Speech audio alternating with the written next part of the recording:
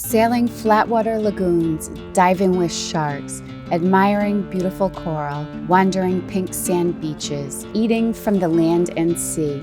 Our time in the Tuamotus has been amazing, and these islands are quite possibly our favorite cruising destination yet. But it seems we've lingered in paradise a bit too long, forcing us to select a less than ideal weather window to sail to Tahiti, 235 nautical miles. Wind swings from 10 to 24 knots and 9-foot seas make for a challenging sail, especially without autopilot. It seems Neptune is reminding us of the rules of the road. Hey guys, today we're sailing from inside the lagoon at Toau Atoll, the southern part of it, to the northern False Pass. So we had to go through the pass, and now we're sailing to the northern part of the island. Sailing through the passes are pretty tricky. You have to time them just right.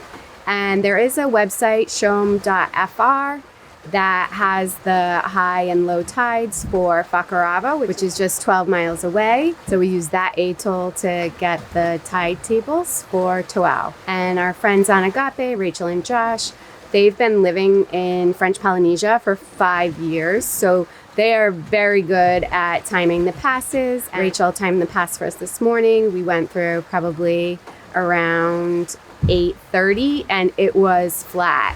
The other day when we were trying to leave, the pass was just total chop. There were standing waves, even though it said that it should have been flooding, but the wind was coming from the east, so it was wind against current. And there were also 2 storms to the south of us causing a big swell, a 9-meter swell out in the ocean. So definitely not the time to go through the pass. But today it was absolutely perfect, and we are having the most beautiful sail, which is pretty ironic because the forecast was for no wind, 0. So we've had about 10 knots of true wind, and it is a beautiful day. We're super excited to go up to this False Pass. The snorkeling is supposed to be really beautiful. There's a couple there that runs a restaurant, and people have raved about the food. And we've heard there's a manta cleaning station that is tricky to find, but I think Josh knows where it is. So we are really looking forward to the next couple of days up there. And then we're going to be doing the passage to Tahiti, which is 235 miles or so, to pick up our autopilot ram. It has been a long time coming, and hopefully this is the last passage where we'll have to hand steer for the majority of the time. So really looking forward to that. We were soaking up the sun, the gentle breeze, and Wanderlust's soothing motion as she glided over the water with Agape in sight. It was awesome to buddy boat with Rachel and Josh, who were also reluctant to leave the Tuamotus. 2 other salty souls, passionate about the ocean and spending as much time as possible in the water. Its magnetic pull had a hold on us when maybe we should have torn ourselves away.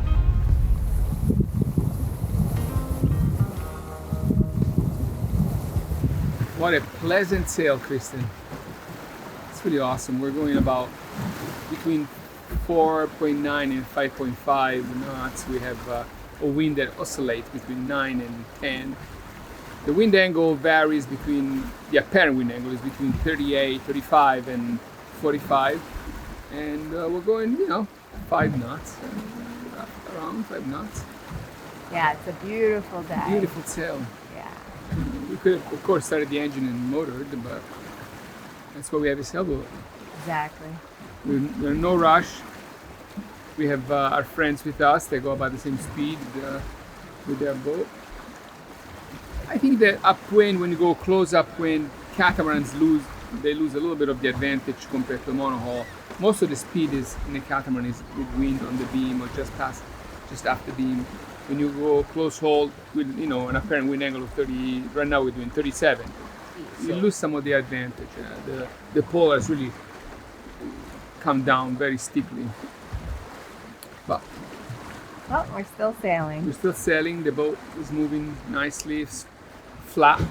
I know. The water is flat.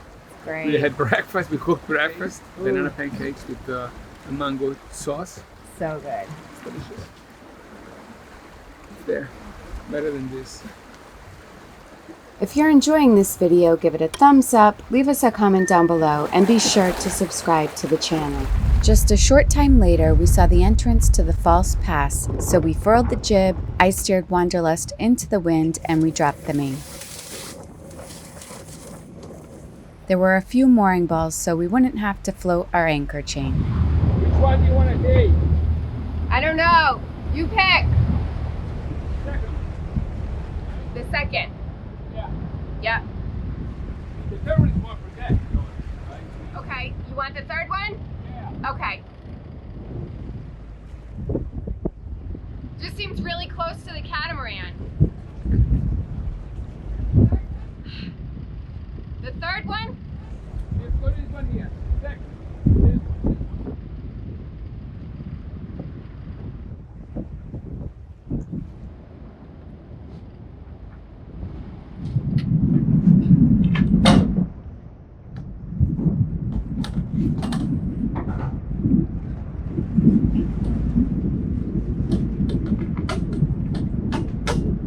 The painter is super short. I gotta get in the water. Okay?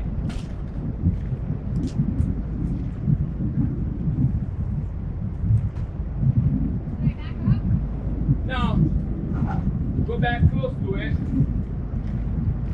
The painters are so short, they don't come up. Unless I get it from the stern, you know? Okay, go next to it and I'll try to get it from the stern. Keep going. Doing great. Okay. Okay.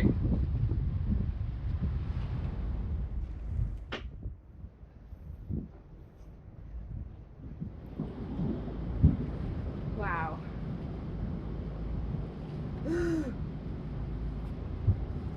We were only able to hook one side, so Fabio jumped in the water to run the starboard line to the mooring ball and back to Good. Wanderlust.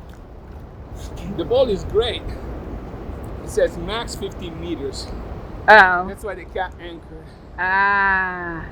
But we're just staying for the night, plus we're lighter Yeah. than most boats. So, you wanna give me the rope? Yep.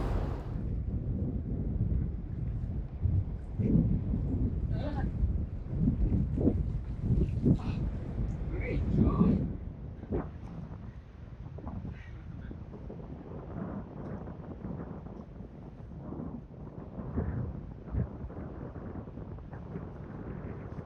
So we're all set now, and we just saw our friends on Agape pick up the mooring behind us, and the painter was super long. I picked the mooring with the shortest painter. Fabio actually wanted to get the one they grabbed. So I told him not to listen to me anymore. A false pass is just what it sounds like. It looks like there's a pass or entrance into the lagoon, but not all the coral has been eroded, so boats cannot access the interior water of the atoll. Since our time here was limited, we jumped in the dinghy to check out the underwater world.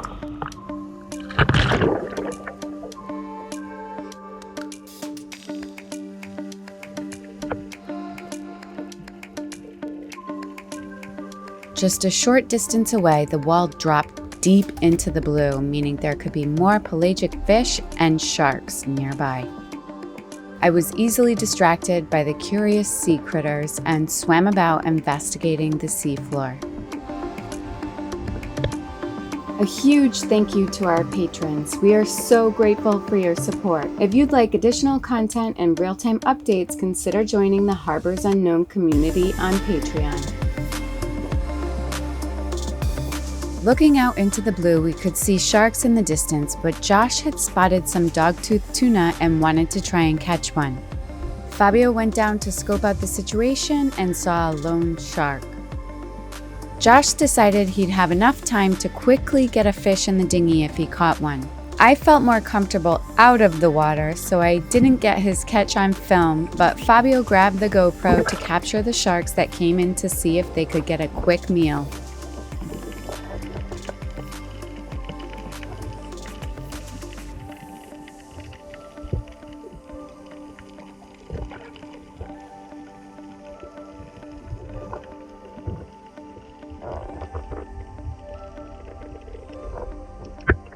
Nothing like a bit of adventure to make a man smile.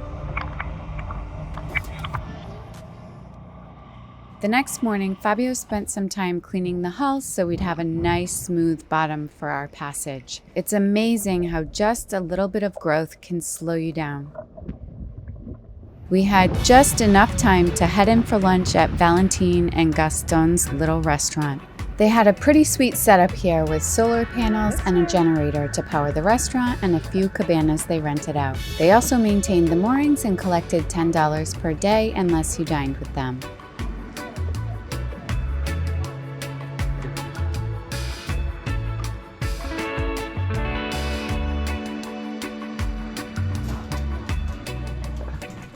We're having lunch today at the restaurant of Valentine and Gaston. They have a super cute property here in the False Pass at Toau, and they're making up some lobster, looks like some fish. It looks amazing. It was impressive to see such an awesome feast being prepared on this tiny atoll in the middle of the Pacific.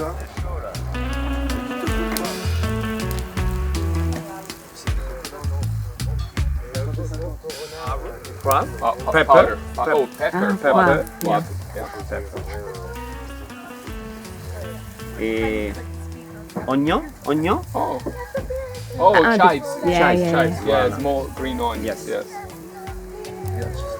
Using the coconut to burn the...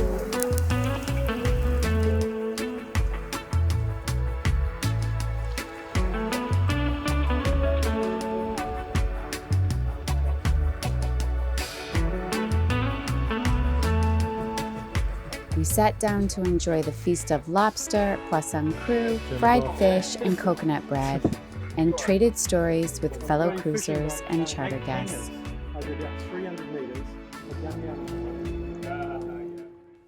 All right, guys, the time has come for us to leave the Tuamotus. And actually, most of the boats have already left for Tahiti a few weeks ago. Yeah. So really the season has come to an end. The weather has changed. This is technically kind of winter here, so it's much more cloudy and the water is a bit cooler. We've still been having a great time, but the sun has set and we've been watching the weather for quite a few days now, and we've chosen to leave today. It's Thursday, and we're gonna leave in just like 20 minutes or so after we're done with this.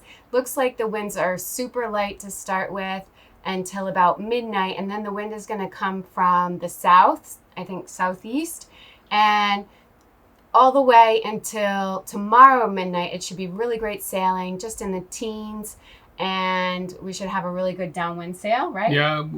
The wind is coming after beam. Pretty much. So yeah, with the apparent wind speed would be maybe on the beam. Oh, that would be fabulous. On the Yeah. beam is best. And then midnight tomorrow, the winds are going to increase in strength. Our weather router, John Martin, he said it'll be anywhere from 18 to 30. So there's a big differential between the wind and the gusts, making it more challenging to sail. And the waves are going to be like short time period and choppy. So John said it's going to be uncomfortable probably for 2/3 of the way. But we're gambling and we're going to go. We're not the only ones going. Our friends Josh and Rachel on Agape are going. And another sailor here he's leaving tomorrow morning.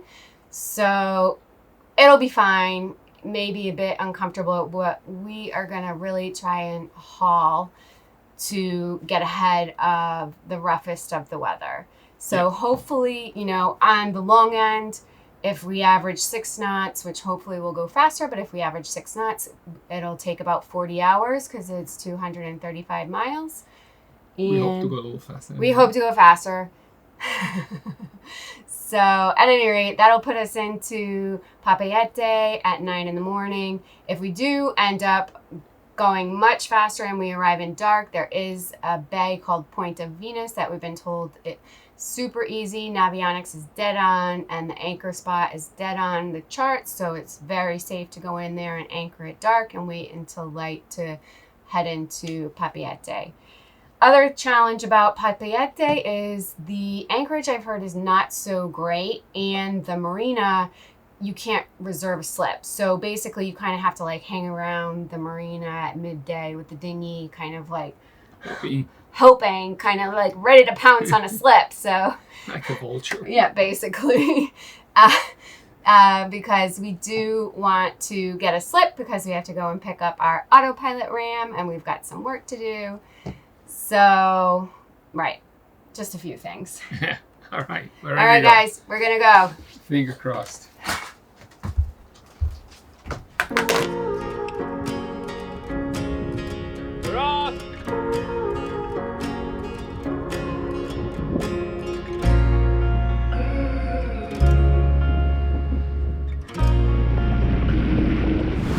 And we're off. And there is like 6 knots of wind coming from straight behind us. So yes, we are motoring for the first bit of this.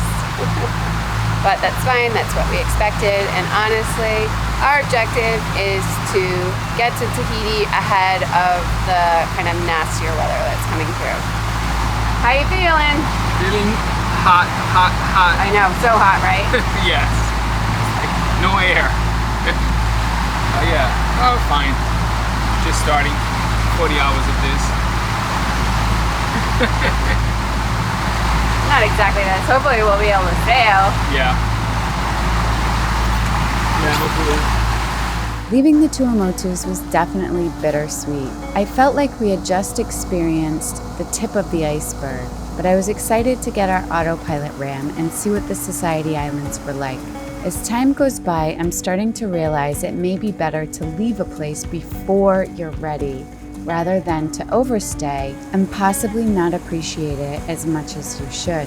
Sitting on deck, admiring the sun sink into the horizon, painting the clouds shades of golden red, then fading to indigo, there was nowhere I'd rather be.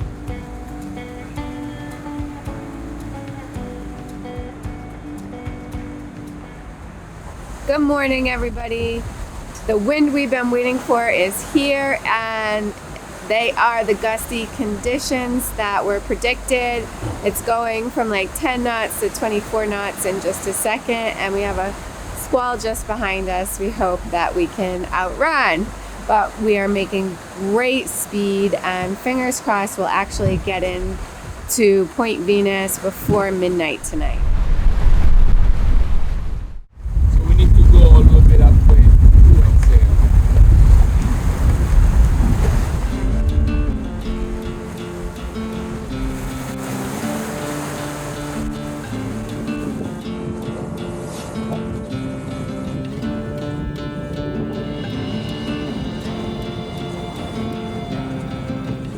So the winds are up to 26 knots true. The waves are definitely, I don't know, between 6 and 9 feet, 2 and 3 meters. And the wind is it's just super erratic. Of course, all of this was predicted. But we decided to drop the main and for the jib and just bring out the screecher and go with one engine because it was so hard to keep the boat on track.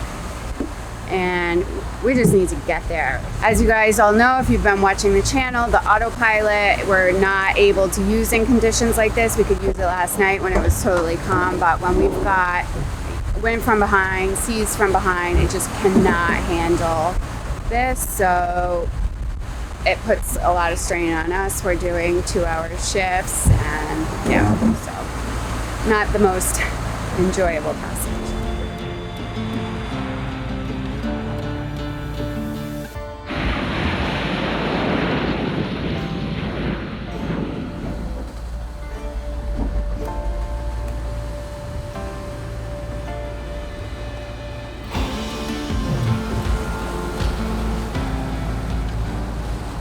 Five hours to go, baby.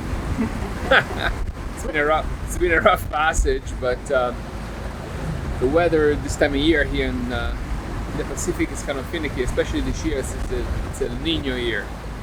We have friends in Tahiti that just told us that it's been raining all day there also. We are planning to arrive at, we're going to arrive at dark, so we're planning to stay at Point Venus, which is a fairly good anchorage that we can safely drop an anchor at night, and then tomorrow we'll see if we can get a sleep at the Papiete Marina. But all in all, pretty happy.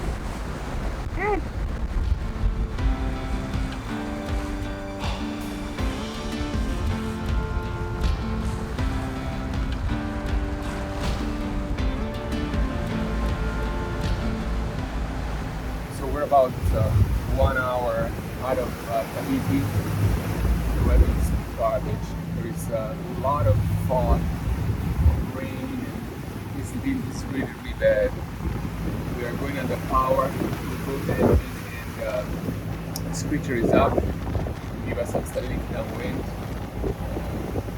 The wind has been very, very finicky here, and I don't know if there's a storm coming. I don't know if there is a squall. But proceeding gingerly, we don't have a radar, so we really don't see much. A lot of big waves around us. What a fun passage. Thankfully, lights emerged from the fog, indicating we were in the final stretch. We were so relieved to see the lighthouse at Point Venus. We were totally focused on the charts and making out whatever we could in the dark, as one wrong move could be devastating. All right, we made it. We anchored, and it's actually really flat. I was a little bit concerned coming in because there was pretty rocky, lots of waves out there. But once we rounded Point Venus, it's protected and anchor hooked right away. So looks like we'll be able to get a good night's sleep here and then head over to Papeete tomorrow morning.